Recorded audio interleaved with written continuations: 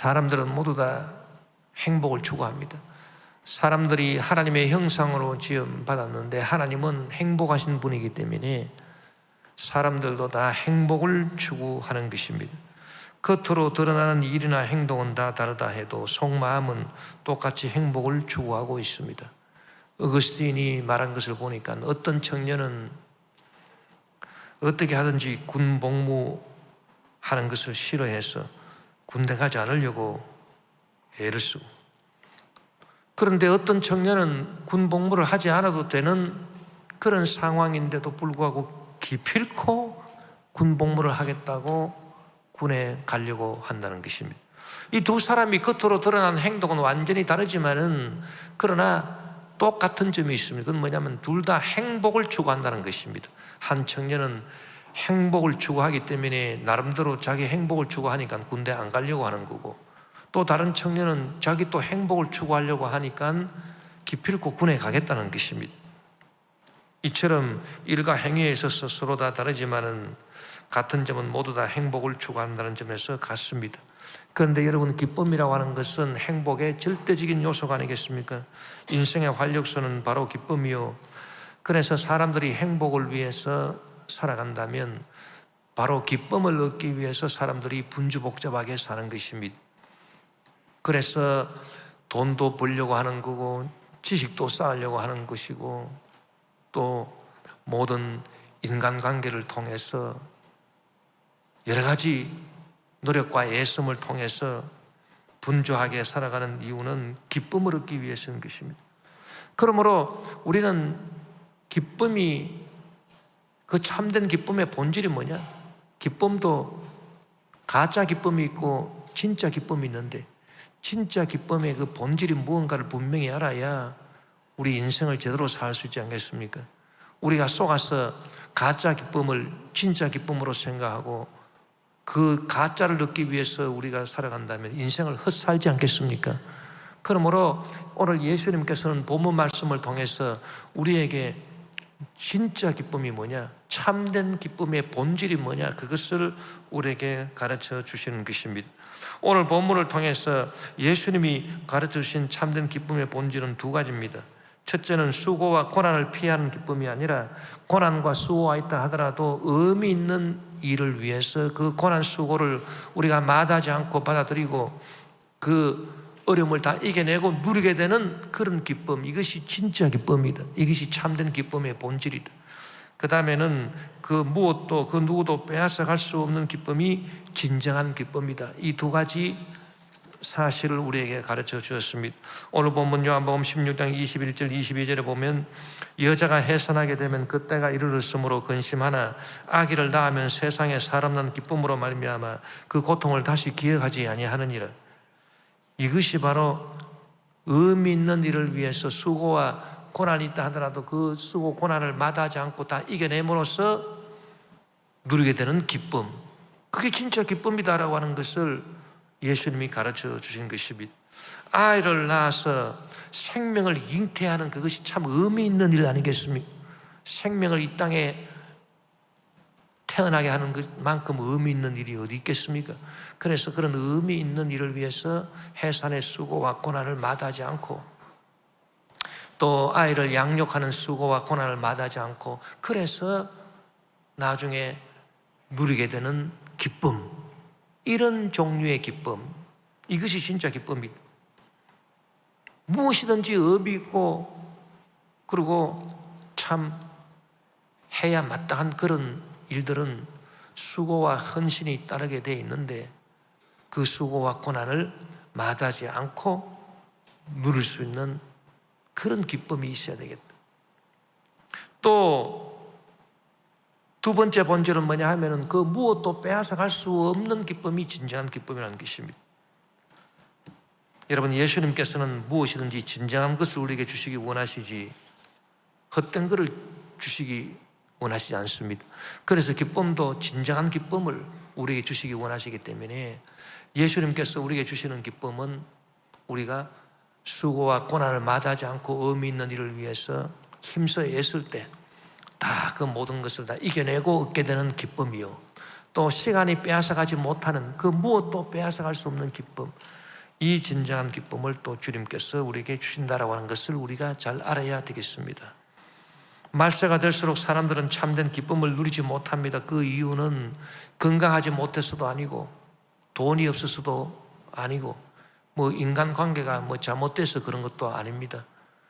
그 근본적인 이유는 뭐냐 하면 말세가 될수록 사람들이 편안한 것을 쫓기 때문에 의미 있는 일을 하려고 하지 않습니다. 그래서 우리 지금 대한민국도 출산율이 세계 최하인 것입니다. 젊은 사람들이 결혼을 일찍 하려 하지도 않고 또 결혼을 해도 아이를 낳고 기르는 수고를 감당하려고 하지 않기 때문에 출산율이 아주 저하가 되어 있습니다. 이것이 지금 큰 문제를 일으키는 것입니다. 당장에 수고 고난은 없다 하더라도 이것이 전체적으로 우리 대한민국을 완전 망가뜨리는 일 아니겠습니까? 학생들이 없으니 초등학교가 문을 닫습니다. 중등학교가 문을 닫습니다. 대학교가 문을 닫습니다. 그리고 젊은 노동 인력이 사라집니다. 그래서 이제 이런 추세로 계속 나가면 불과 몇 년이 안 되어서 노동력을 감당할 수 있는 그런 인력이 몇 사람을 돌봐야 되는 그런 경제 구조로 되어버리고 마는 것입니다. 그리고 모든 것이 다 안 됩니다. 집값도 이제 폭락할 것입니다. 왜? 들어갈 살 사람이 없습니다. 인구가 줍니다. 그러니 이게 어떻게 되겠습니까? 제가 프랑스 유학할 때 예전에 프랑스가 인구가 너무 적어서 애를 안 낳아가지고 프랑스가 아주 고민을 많이 하고 출산 정책을 했는데 그 정책이 굉장히 성공했습니다. 그래서 지금은 프랑스에 가보면은 뭐 여기든 무슨 휴게실이든 간에 애들이 그냥 복잡하게 그렇게 애들이 참 많이 있는데 얼마나 참 보기 좋은지 모릅니다. 희망이 있는 나라는 것입니다. 말세가 될수록 사람들은 참된 기쁨을 누리지 못하는 그 이유는 의미 있는 일을 회피하고 의미 있는 일을 발견하려고 하지 않습니다. 당장에 그냥 자기들 편한 대로 살고 싶어 하는 것입니다. 그래서 직업도 무슨 안정적으로 급여가 주어지는 그런 직업보다도 그때그때 벌어서 그때그때 먹고 사는 그런 아르바이트 같은 직업을 더 선호한다. 그런 조사 결과도 있습니다. 아니 이거 어떻게 그럴 수가 있느냐. 왜? 당장 편한 게 좋다. 어느 한 직장에 매여가지고 거기서 뭐 열심히 일할 이유가 뭐냐. 그때그때 필요한 돈 벌어서 그때그때 쓰면 되는 거지. 의미 있는 일을 발견하려고 하지 않습니다. 그러니 참 문제고 의미 있는 일이 없으니 참된 기쁨도 누리지 못하는 것입니다. 여러분 의미 있는 일이 어떤 일이겠습니까? 참된 기쁨을 우리에게 주는 의미 있는 일, 당장 고난과 수고가 따른다 하더라도 결국은 우리에게 참 기쁨을 가져다 주는 의미 있는 일들이 어떤 일이겠습니까? 주님의 영광을 위한 일이요, 복음을 전하는 일이요, 이웃을 돌보며 봉사하는 일이요, 건강과 생명을 위하는 일이요, 주님이 만드신 세상을 아름답게 잘 가꾸는 일이요, 모든 생명들을 위한 생태계를 잘 보존하는 일, 이런 것들이 다 의미 있는 일 아니겠습니까? 뿐만 아니라 죄와 싸우고 마귀와 싸우고 주님과 교회의 영광을 위해서 싸우고, 이것도 여러분 진정 의미 있는 일이 아니겠습니까? 이런 의미 있는 일을 하려면 항상 고난과 어려움이 뒤따르기 때문에 게으른 사람들은 아예 이런 의미 있는 일을 찾지도 않고 지금 세대가 게으른 세대로 점점 들어가기 때문에 참 파국이 염려스러운 상태에 지금 우리가 놓여 있는 것입니다. 일을 하지 않고 먹으려 하고 하는 것은 육신의 게으름이요, 의미 있는 일을 찾으려고 하지 않는 것은 영적인 게으름인 것입니다. 여러분 이런 영적인 게으름, 육적인 게으름이야말로 하나님이 보실 때는 악인 것입니다. 우리는 열심히 의미 있는 일을 찾아야 됩니다. 주의 일을 해야 됩니다. 또 세상을 돌보는 일도 참 의미 있는 일인 것입니다.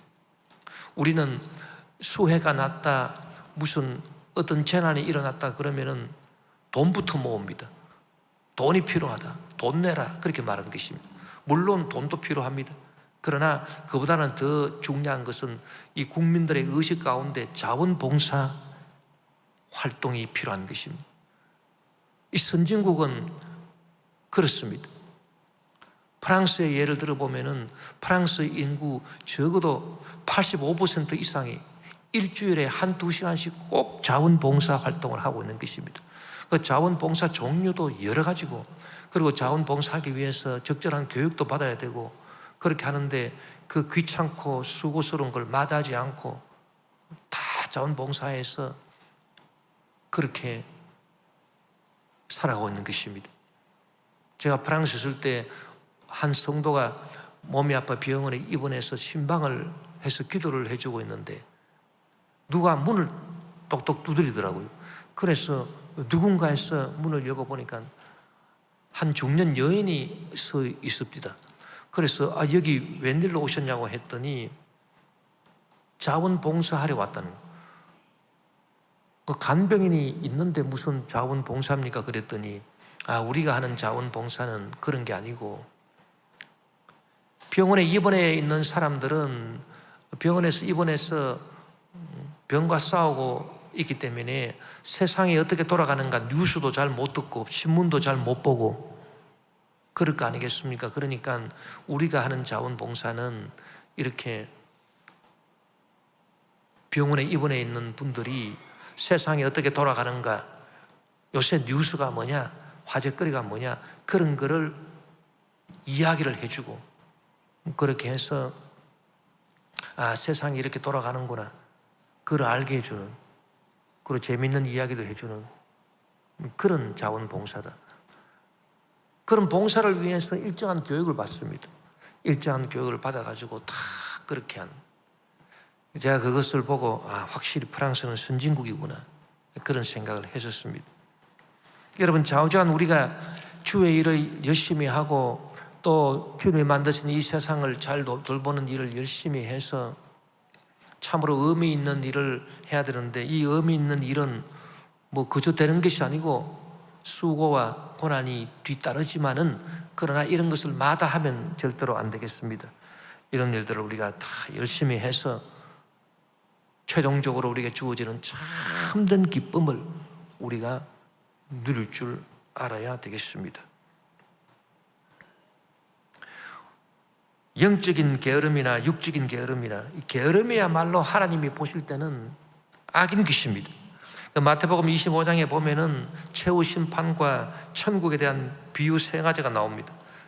첫째 비유는 신랑을 맞이하러 간 열처녀의 비유, 둘째 비유는 달란트 비유, 셋째 비유는 최후 심판 때 하나님께서 양 같은 사람, 염소 같은 사람을 구분하고 심판하는 그 비유인 것입니다. 이 3가지 비유의 말씀으로 마태복음 25장이 되어 있는데, 슬기로운 5처녀, 미련한 10처녀, 미련한 5처녀의 비유를 보니까 이 신랑을 맞이하러 처녀들이 나갔는데 슬기로운 5처녀는 등도 준비하고 기름도 준비했습니다. 부지런히 준비를 잘해가지고 등도 준비하고 기름도 준비했습니다. 그런데 미련한 5처녀는 등은 갖고 있는데 부지런하지를 못했습니다. 그래서 기름을 준비를 안 했습니다. 그런데 밤중에 갑자기 신랑이 왔습니다. 그래서 슬기로운 5처녀는 이제 등 있고 기름이 있으니까 등불을 켜서 신랑 맞을 준비를 할 수 있는데, 이 미련한 5처녀는 기름이 없기 때문에 그 슬기로운 5처녀한테 기름 좀 구워달라 그랬습니다. 그랬더니 슬기로운 5처녀가 하는 말이, 우리가 너희한테 기름을 구워주면은 우리 것도 모자라서 나중에 낭패를 볼까 하니 그러지 말고 지금 시장에 가서 기름을 사오라고. 그러니까 지금 신랑이 지금 코앞에 당도했는데 언제 시장 가가지고서 기름을 사가지고 신랑을 영접할 수 있겠습니까? 그래서 그들은 낭패를 당해버리고 말하는 것입니다. 여러분, 이 비유의 말씀은 무엇을 우리에게 가르쳐 줍니까? 슬기롭고 미련함의 근거가 바로 게으르지 않고 미리 준비하는 부지런함에 있다는 것입니다. 부지런한 것이 지혜로운 것이다. 게으른 것이 미련한 것이다, 그 말인 것입니다. 또 두 번째 비유를 보니까 달란트의 비유인데, 어떤 주인이 고향을 떠나 타국에 가면서 좋은 셋을 불러서 각자에게 달란트를 맡겼습니다. 한 사람은 5달란트, 한 사람은 2달란트, 한 사람은 1달란트를 맡겼는데, 이 5달란트 받고 2달란트 받은 사람은 주인이 맡겨준 그 달란트를 갖고 고민을 했습니다.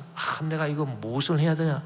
주인이 가면서 이런 일을 해라 말도 안 하시고 그냥 가셨는데, 우리가 이거를 그냥 묵혀둘 수 없지 않느냐? 이 돈을 어디다 투자해야 되느냐? 무슨 사업을 해야 되느냐? 참 골치 아픕니다. 그럼에도 불구하고 그 달란트를 다 활용을 해서 투자를 하고 열심히 일을 하고 해가지고 나중에 주인이 딱 와보니까 5달란트 받은 사람은 5달란트 남겼습니다. 2달란트 받은 사람은 2달란트 남겼습니다. 그런데 이 1달란트 받은 사람은 게을렀습니다. 이 사람은 일하기가 싫었습니다. 골치 아픈 일 이거 왜 하냐? 내가 남의 돈 받고 이 돈 갖고 일을 할 이유가 뭐냐? 그래서 수건에 사가지고서 땅속에다 묻어두었습니다. 나중에 주인이 와가지고 찾으니까 그 돈을 그대로 갖다 주었습니다. 그러면서 주인이여, 내가 당신한테 손해 끼친 거 없지 않습니까? 당신 거니까 그대로 가져가십시오. 그럴 때 그 주인이 뭐라고 말했습니까? 마태복음 25장 26절에 보니 그 주인이 대답하여 이르되 악하고 게으른 종아, 나는 심지 않은 데서 거두고 해치지 않은 데서 모으는 줄로 내가 알았느냐. 그래서 이 악하고 게으른 종, 이 게으른 종을 악하다고 했습니다. 하나님이 보실 때는 여러분 게으른 것이 악한 것입니다. 또 세 번째 비유를 보니까 심판받아 멸망으로 들어갈 사람은 염소 같은 사람이다. 그래서 이런 사람은 왼편에 두라. 그리고 이제 의인들, 영원한 천국에 들어갈 사람은 양 같은 사람들이다. 그래서 이런 사람들은 오른편에 두라. 그렇게 말씀한 것입니다. 그런데 그 기준이 뭐냐 하니까 이웃을 얼마나 열심히 잘 돌보았느냐, 그게 있다는 것입니다. 그래서 나중에 염소 같은 사람들로 분류가 된 왼편에 선 사람들이, 아니 우리가 왜 지옥불에 들어가야 됩니까? 그렇게 항변을 했습니다. 그랬더니 주님께서 뭐라고 대답하셨습니까? 마태복음 25장 44, 46절에 그들도 대답하여 이르되 주여, 우리가 어느 때에 주께서 줄이신 것이나 목마르신 것이나 나그네 되신 것이나 헐벗으신 것이나 병드신 것이나 옥에 갇히신 것을 보고 공양하지 아니하더이까? 이에 임금이 대답하여 이르시되 내가 진실로 너에게 이르노니 이 지극히 작은 자 하나에게 하지 아니한 것이 곧 내게 하지 아니한 것이니라 하시니리. 그들은 영벌에, 의인들은 영생에 들어가리라 하시니. 그래서 지극히 작은 자에게 하지 아니한 것이 곧 나에게 하지 아니한 것이다. 주님이 그렇게 말씀하신 것입니다. 그러면서 이웃을 돌보지 않는 그런 게으른 사람들에게 심판의 불이 있다는 것입니다. 여러분, 이거 놀라운 말씀 아니겠습니까? 여러분, 참된 믿음으로 우리가 구원받는데 참된 믿음이 있으면 절대 게으를 수가 없는 것입니다. 그런데 엉터리 믿음을 갖고 있으니까 게으르기 짝이 없습니다. 게을러서 자기 한 몸도 제대로 건사를 잘 못하니까 어떻게 남을 돌볼 수가 있겠습니까? 이런 사람이 지옥불에 들어간다는 것입니다. 우리가 누가복음 12장에 보면은 부자의 비유가 나오는데 이 사람이 심판을 받는다고 했습니다. 이 사람이 심판받는 이유가 뭡니까? 막연히 부자기 때문에 심판받습니까? 그렇지 않습니다. 누가복음 12장 16절 21절에 보니 또 비유로 그들에게 말하여 이르시되 한 부자가 그 밭에 소출이 풍성하매 심중에 생각하여 이르되 내가 곡식을 쌓아둘 곳이 없으니 어찌할까 하고 또 이르되 내가 이렇게 하리라. 내 곡간을 헐고 더 크게 짓고 내 모든 곡식과 물건을 거기 쌓아두리라. 또 내가 내 영혼에게 이르되 영혼아, 여러 해 쓸 물건을 많이 쌓아두었으니 평안히 쉬고 먹고 마시고 즐거워하자 하리라 하되 하나님은 이르시되 어리석은 자여, 오늘 밤에 내 영혼을 도로 찾으리니 그러면 내 준비한 것이 누구의 것이 되겠느냐 하셨으니 자기를 위하여 재물을 쌓아두고 하나님께 대하여 부유하지 못한 자가 이와 같으니라. 여러분, 이 부자가 소출을 풍성하게 거둔 그 자체가 하나님이 보실 때 악입니까? 여러분, 돈을 많이 버는 것이 하나님이 보실 때 악인 것입니까? 심판받을 일일 것입니까? 그렇지 않습니다. 그럼 뭐가 악인 것입니까? 29절에 나와 있어요. 이 사람이 이 돈을 많이 벌었습니다. 소출을 많이 거두어서 창고에 넣어두려고 하니까 창고가 작아서 넣어둘 수 없습니다. 그래서 창고를 헐어가지고 더 크게 짓고 거기다가 곡식을 가득 쌓아두었습니다. 정말 돈을 많이 벌었습니다. 그 다음이 문제입니다. 이 사람이 이제 게을러진 것입니다. 또 내가 내 영혼에게 이르되 영혼아 여러 해 쓸 물건을 많이 쌓아두었으니 이제는 게으르게, 이제는 뭐 일도 하지 말고 그냥 평안히 쉬고 먹고 마시고 즐거워하자. 이 게으름이 하나님의 심판의 대상이었던 것입니다. 그래서 하나님께서 어리석은 자야 오늘 밤에 내가 네 영혼을 도로 찾을 것이다. 여러분, 많은 사람들이 어떻게 생각합니까? 인생이라고 하는 것은 즐겨야 되는데 젊었을 때 돈 열심히 벌어놓고 나중에 늙으면 일도 안 하고 이제 그냥 맨날 그냥 소일거리나 찾아다니면서 그냥 놀러 다녀야 되겠다, 그런 생각하잖아요. 이것이 여러분 참 하나님 보실 때 악한 생각인 것입니다. 그렇기 때문에 우리는 어떻게 생각해야 되냐면 하나님 죽을 때까지 우리가 의미 있는 일을 할 수 있도록 우리에게 건강 주시고 우리가 열심히 일하게 도와주시옵소서. 육적이나 영적이나 게으름에 빠지게 되면 생활에 무료함이 음습에 옵니다. 이 게으름 다음에는 반드시 뭐가 있느냐 하면 심심함이 있는 것입니다. 하품이 나는 것입니다. 무료함이 있는 것입니다. 그런데 이 무료함이야말로 악을 만들어내는 원천이라고 우리가 봐야 되는 것입니다. 프랑스의 시인 샤를 보들레르는 그의 유명한 시집 악의 꽃 레 플레르 디 말 서문에서 인간 악덕의 동물원 중에서 가장 못나고 고약하고 추잡한 것이 바로 무료함, 권태라, 그렇게 말했습니다. 이 권태라고 하는 것은 어떤 큰 동작이나 큰 소리도 없습니다. 왜냐? 권태, 지겹다, 심심하다, 그러니 무슨 뭐 큰 소리를 하고 큰 동작을 취하겠습니까마는 이 권태라고 하는 것은 어떤 큰 동작이나 큰 소리도 없지만 온 세상을 단번에 폐허로 만들 그런 놈이라고 했습니다. 그리고 권태를 느끼니까 하품을 하지 않습니까? 하품 하나로 온 세상을 집어삼킬 놈이 바로 이 권태다, 그렇게 보들레르가 말하는 것입니다. 성경에 보니까 이 권태에 빠진 사람들, 게으름에 빠져가지고서 그 다음 권태를 느끼고 뭐 할 일이 없어서 심심해서 돌아다니는 사람들이 교회 안에서 문제를 일으켜내고 교회를 회파하고 성도들을 괴롭히고 이 세상에도 이런 사람들이 문제를 일으킨다, 그 진리를 성경이 또 가르쳐주고 있는 것입니다. 디모데전서 5장 13절에 보니 또 그들은 게으름을 익혀 집집으로 돌아다니고 게으를 뿐 아니라 쓸데없는 말을 하며 일을 만들며 마땅히 아니할 말을 하나니. 제가 목회하면서 보니까 교회 안에서 그냥 시끄럽고 교회 자꾸 회파하고 성도들 그냥 이 성도 저 성도 자꾸 괴롭히고 그런 사람들 보면은 100%가 할 일 없는 사람들이 일 안 해요.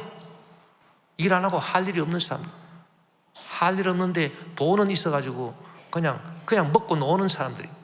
그런데 그런 사람들이 게을러져가지고 그래도 열심히 의미 있는 일을 찾아야 되는데 게을러져가지고서 그 게으르니까 이제 생각나는 게 뭐냐 하면은 그저 집집마다 돌아다니면서 그냥 나무 이야기만, 누구는 어떻고 누구는 어떻고 남의 그 뒷담 하나 하고 그냥 정말 참 쓸모없는 인생이 되어버리는 것입니다. 그리고 뭐 교회도 그냥 문제를 일으켜내고 교회 시끄럽게 만들고 일할 생각은 안 하고. 그래서 이 성경에 기록된 그대로입니다.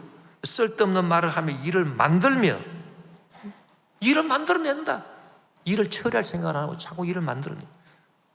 이 세상에도 보면은 그런 사람들 있지 않습니까? 돈은 있지 일은 안 하지, 심심해서 못 살겠다, 그래가지고 맨날 동창들 불러가지고 그냥 오늘은 여기로 내일은 저기로 돌아다니면서 자기들 마음에 안 맞는 사람 그냥 뒷담 하나 하고 욕이나 하고 그러면서 돌아다니는 사람들, 이런 사람들이 여러분 세상에서 문제를 만들어내는 사람들입니다. 이 게으른 사람들인 것입니다. 그래서 자기도 심판을 받고 그 남도 그냥 어려움에 빠지게 하는 그런 인생인 것입니다. 이거야말로 참 기가 막히게 악한 인생 아니겠습니까? 이런 인생 살아서 뭐 하다 갔습니까, 여러분? 세상에 얼마나 할 일이 많은데.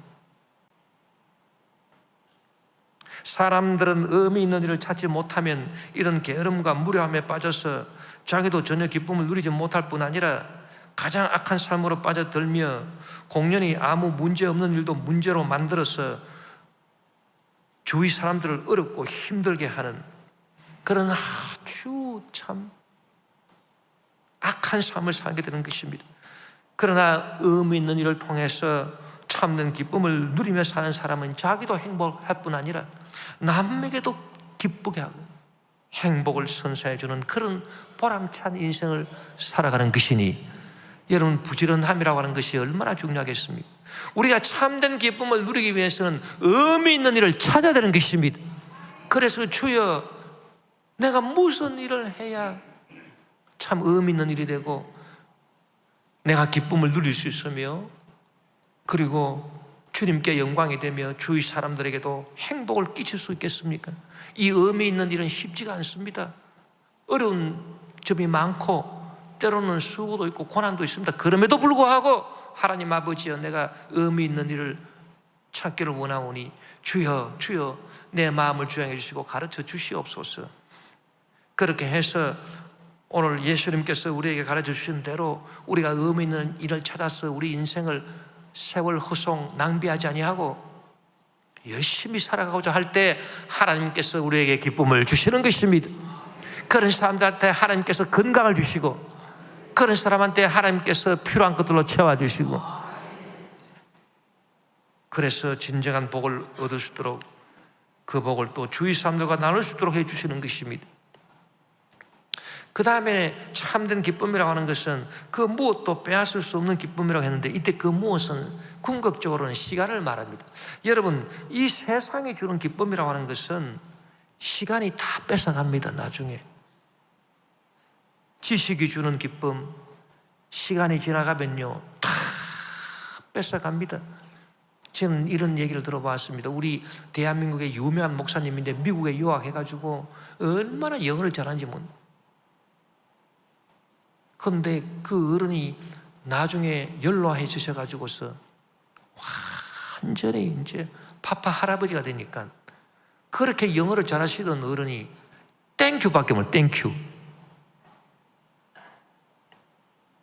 그 시간이 그냥 다 뺏어갔어요, 지식을. 그래도 그냥 머리에 병이 안 드신 게 다행이네. 머리에 뭐 치매 같은 병만 들었다 그러면 뭐 지식을 뺏어가는 것 뿐이겠습니까? 인생 완전 망가뜨려요.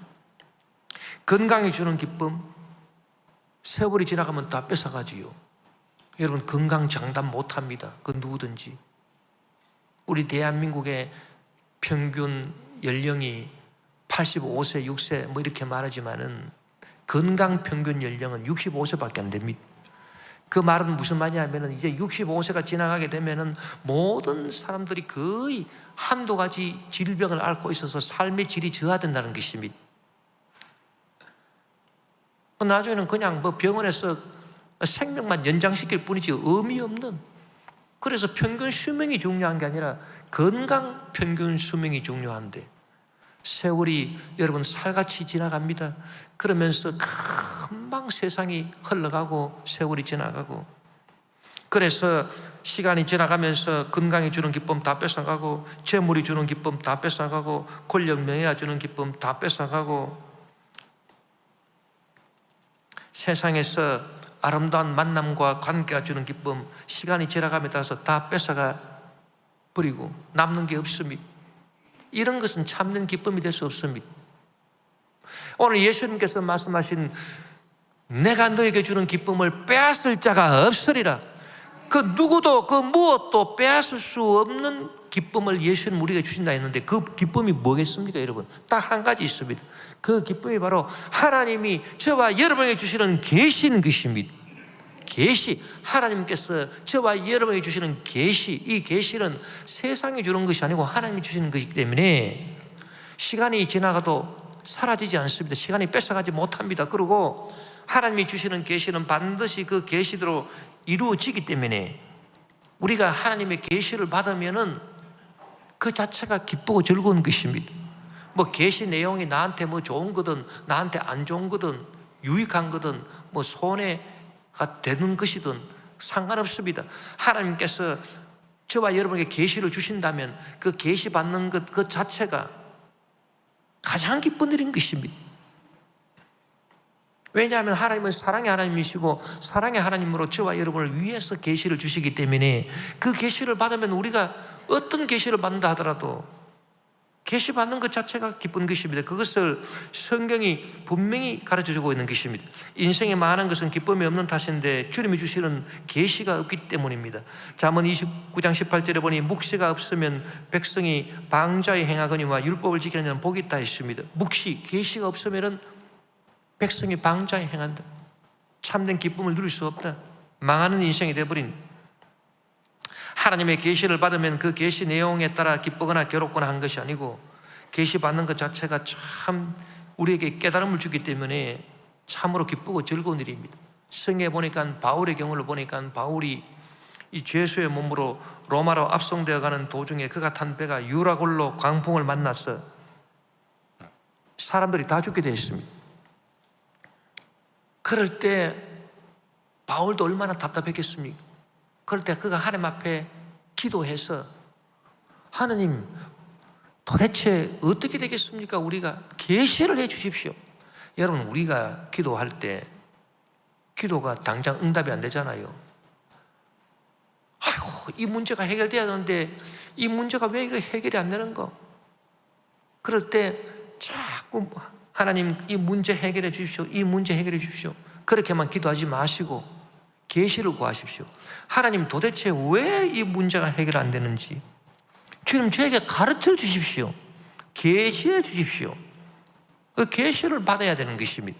그래서 바울도 하나님 앞에 엎드려서 계시를 했습니다. 계시를 했더니 하나님께서 어떤 계시를 주셨냐 하면 아주 좋은 계시를 주셨습니다.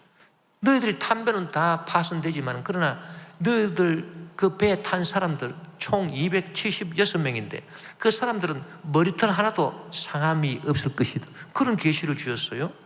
사도행전 27장 23절 25절에 내가 속한 바 곧 내가 섬기는 하나님의 사자가 어젯밤에 내 곁에 서서 말하되 바울아 두려워하지 말라. 내가 가이사 앞에 서야 하겠고 또 하나님께서 너와 함께 항해하는 자를 다 내게 주셨다 하였으니 그러므로 여러분이여 안심하라. 나는 내게 말씀하신 그대로 드리라고 하나님을 믿노라. 그 계시를 받고 나니까 마음이 얼마나 기쁜지 말로도 알 수가 없습니다. 과연 그 계시대로 그들이 탄 배는 다 파손이 됐지만은 그 파손된 널조각을 안고 파도에 밀려가 보니까 바로 멜리데 섬이라. 그래서 그 배 탄 사람들 276명이 다 물도 하나 상함이 없이 다 구조된 것입니다. 그런데 또 한 번은 바울이 어떤 계시를 받았습니까? 그가 몸에 지병이 있었습니다. 가시같이 자기를 괴롭히는 병이 있어가지고 이 병을 낫게 해달라고 하나님께 3번이나 간구했습니다. 정작 사도 바울은 신유의 은사를 받아서 남은 병을 잘 고치는 자기 병은 고침받지를 못했습니다. 그래서 하나님께 나가서 간절히 3번씩이나 기도했는데 하나님께서 병은 안 고쳐주시고 대신 계시를 주셨습니다. 아니 병을 고쳐주셔야 기쁜 것인데 아니 병은 안 고쳐주시고 웬 계시를 주십니까? 그런데 여러분 고린도후서 12장 8절 9절에 보니 이것이 내게서 떠나가게 하기 위하여 내가 3번 주께 간구하였더니 나에게 이르시기를 내 은혜가 내게 족하도다. 이는 내 능력이 약한 데서 온전하여 짐이라 하신지라. 그러므로 도리어 크게 기뻐함으로 나의 여러 약한 것들에 대하여 자랑하리니 이는 그리스도의 능력이 내게 머물게 하려 함이라. 하나님이 그냥 병 고쳐주시는 대신에 계시를 주셨어요, 바울한테. 그래서 야 바울아, 네 몸을 괴롭히는 병은 죽을 병이 아니다. 그건 가시 같은 것이다. 그것은 네가 갖고 있는 게 좋다. 왜? 네가 받은 계시가 너무 많아가지고 몸을 콕콕 찌르는 그런 가시 같은 그 질병이 없으면 네가 교만해진다. 네가 교만해지면은 네가 나중에 그 은혜 다 쏟아버린다. 그러니 겸손해지고 계속해서 약한 것이 곧 강함이라. 네가 약한 데서 온전해질 수 있기 때문에 내가 네 병을 고쳐주지 않겠다. 그건 오히려 은혜다. 이렇게 계시를 딱 해주니까 깨달음이 왔습니다. 그러니까 바울이 도리어 크게 기뻐했다고 말한 것입니다. 여러분, 계시 내용이, 우리가 하나님의 계시를 받잖아요. 하나님의 계시를 받으면은 계시 내용이 뭐 내가 원래 원했던 것이든 내 원했던 거하고 전혀 반대든 어떻든 간에 큰 기쁨이 저와 여러분이 주어지는 것입니다. 이것이 바로 세상이 뺏어가지 못하는 기쁨인 것입니다. 여러분, 계시를 구하십시오. 늘 하나님 앞에 나와서 주님, 나는 지금 이런 답답한 문제가 있는데 이 문제 해결해 주십시오. 이렇게만 기도할 게 아닙니다. 이 문제가 해결 안 되면 주님, 어떻게 이 문제가 해결 안 됩니까? 주님 뜻이 뭡니까? 당신의 뜻을 저에게 계시해 주시옵시오. 그러면 하나님께서 쫙 우리에게 응답해 주셔요. 그건 반드시 응답해 주십니다. 그래서 이러하니 뭐 기다리라든지, 안 그러면 또 바울처럼 다른 심오하신 하나님의 좋으신 뜻이 있는 것을 우리가 알게 되는 것입니다. 여러분, 모세는 죽을 때에 심지어 자기 죽음에 대해서 계시를 받았습니다. 여러분, 섬찟하지 않습니까? 아니, 계시를 받는데 이 죽는 것이 얼마나 무서운 일입니까? 근데 죽음에 대해서 계시를 받았어요. 모세는 신명기 34장 1절에서 6절에 보니 모세가 모압 평지에서 너보산에 올라가 여리고 맞은편 비스가 산 꼭대기에 이르매 야훼께서 길랏 온 땅을 단까지 보이시고 또 온 납달리와 에브라임과 므낫세의 땅과 서해까지의 유다 온 땅과 네겝과 종려나무의 성읍 여리고 골짜기 평지를 소알까지 보이시고 야훼께서 그에게 이르시되 이는 내가 아브라함과 이삭과 야곱에게 맹세하여 그의 후손에게 주리라 한 땅이라. 내가 내 눈으로 보게 하였거니와 너는 그리로 건너가지 못하리라 하시매. 이에 야훼의 종 모세가 야훼의 말씀대로 모압 땅에서 죽어 벳볼 맞은편 모압 땅에 있는 골짜기에 장사되었고 오늘까지 그의 묻힌 곳을 아는 자가 없는지라. 여러분, 하나님께서 모세를 느보산 꼭대기에서 이스라엘 백성들이 들어갈 그 좋은 땅을 다 보여주셨습니다. 모세가 얼마나 가보고 싶었겠습니까? 그런데 하나님께서 계시를 딱 해주시는데 모세, 너는 못 들어간다. 내가 너한테 이 보여준 땅을 너는 못 들어간다. 네 자손들이 들어가서 살 땅인데 너는 못 들어간다. 그 계시대로 그는 모압 땅에서 죽었습니다. 여러분, 모세가 이런 하나님의 계시를 받았을 때 마음이 슬펐을까요? 괴로웠을까요? 마음이 기뻤을까요? 저는 마음이 참 기뻤으리라고 생각합니다. 왜냐하면 하나님의 계시는 좌우지간 우리 마음에 기쁨을 주기 때문인 것입니다. 사람은 어차피 한 번 죽는 거 아닙니까? 그런데 모세가 자기 죽음에 대해서 계시를 딱 받으니 그렇습니다. 내 자손들이 들어갈 땅은 내가 다 육신의 눈으로 보았습니다. 그러나 나는 이제 120살 인생을 내가 후회 없이 살았고 이제 주님의 뜻에 의해서 나는 이제 하늘나라로 갑니다. 하늘나라 가면은 지금 내가 육신의 눈으로 이거 본 이 땅들보다 내 후손들이 들어갈 땅보다 훨씬 더 아름답고 복된 땅에 내가 들어갈 것입니다. 모세가 120살로 죽었을 때 그의 눈이 흐려지지 아니하고 그의 기력이 상하지 아니했다 했습니다. 그런데 하나님의 계시를 탁 받으니까 나는 이렇게 죽습니다. 너무너무 기쁩니다. 감사합니다. 평안한 마음으로 그는 하나님 품에 안기게 되었던 것입니다. 그러니까 여러분, 계시 받는다라고 하는 것은 이 계시 내용이 뭐 좋고 나쁘고 그게 중요한 게 아니에요. 내가 원하는 내용이냐, 내가 원치 않는 내용이냐 상관없어요. 좌우지간 계시를 주면은 그 계시가 우리에게 깨달음을 줍니다. 내가 알지 못했던 깨달음을 나에게 주고 그리고 내 마음을 평화롭게 하고 하나님의 뜻이기 때문에, 이 하나님의 뜻은 다 좋은 거지 나쁜 게 없습니다, 여러분. 모세의 경우처럼 죽음이라 하더라도 하나님의 뜻은 좋은 것입니다. 그러니까 얼마나 좋습니까? 얼마나 기쁜 것입니까? 시간이 뺏어가지 못하는 진짜 기쁨, 참된 기쁨이 바로 하나님의 계신 것입니다. 그러므로 우리는 오늘 말씀을 통해서 우리는 두 가지를 얻기 위해서 늘 기도해야 됩니다. 하나님이여, 제가 의미 있는 일을 발견할 수 있게 도와주시옵소서. 아침 해가 돋을 때 만물 신선하여라. 나도 세상 살 동안 햇빛 되게 하소서. 그래서 의미 있는 일을 발견하고 참 좀 힘들고 어렵다 하더라도 이 일을 내가 완수하고 참 농부가 수고롭게 농사를 한 다음에 그 볕달을 탁 쥐일 때 환하게 웃는 그 기쁨을 내 인생에서 주시옵소서. 이 진짜 기쁨을 주시옵소서. 그리고 때때로 주님께서 저에게 계시해 주시옵소서.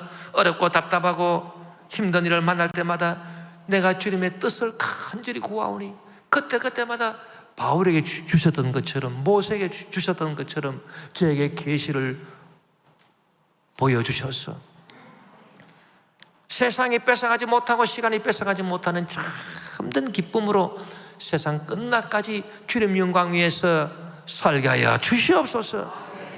그럴 위대한 신앙인들이 다 되시기를 주 이름으로 축원합니다.